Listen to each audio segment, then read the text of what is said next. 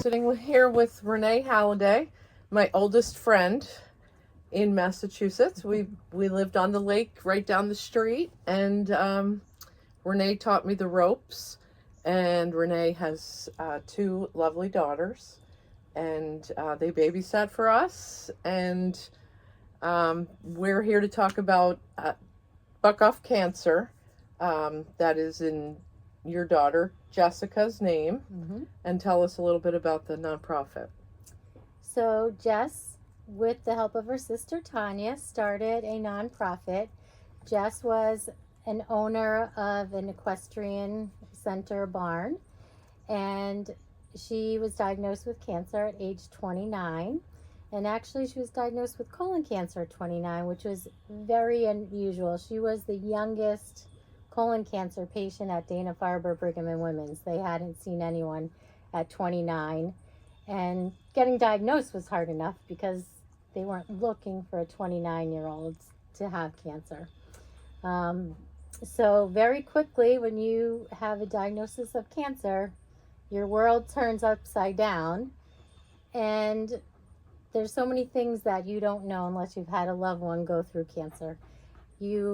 It takes over your whole life.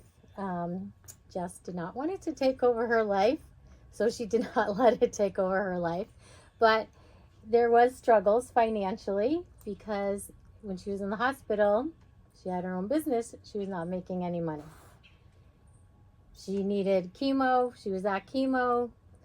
She couldn't be making money because she was at so many trips to the hospital for surgeries and for chemo and radiation. So she didn't want anyone else to go through cancer treatments. She thought it was, why should we have so many people with cancer? So she wanted to fund people and research to help with cancer research. So she did that.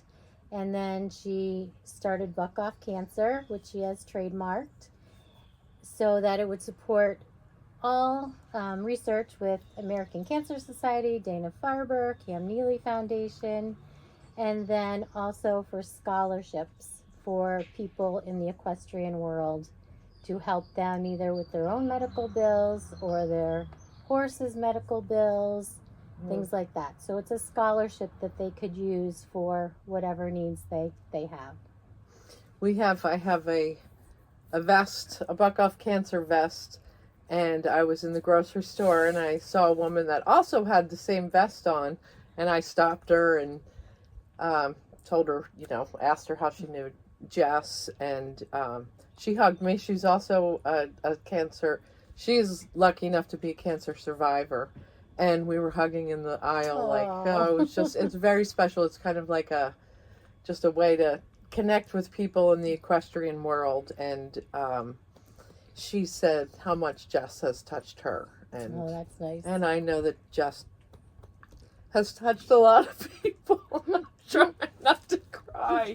She's touched a lot of people, especially young kids in the equestrian world, and taught them lots of lessons. Yep.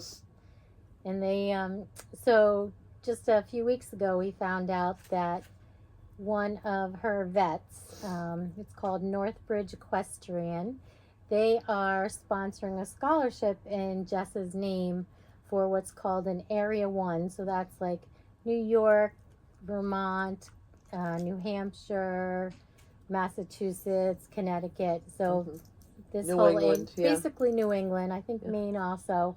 So it's a scholarship and a prize for someone who's what's called a young rider, so under 18, because that was one of Jess's. She loved the adults too, don't get me wrong, but her saying was, be who you needed, be who you, I'm gonna get it wrong, be who you needed when you were young. Oh. So that was one thing she always said. I never quite understood it. I do understand it now. So they have that, and then we, for Buck Off Cancer, are participating as well, and we're going to give the winner $2,500 to donate to a cancer love it. nonprofit of their choosing. That's so great. Whatever they want. So that's part of it. And this is Jess's dog, Charlie, that now lives with his grandparents, Renee and Jim. Yep. Charlie's 15.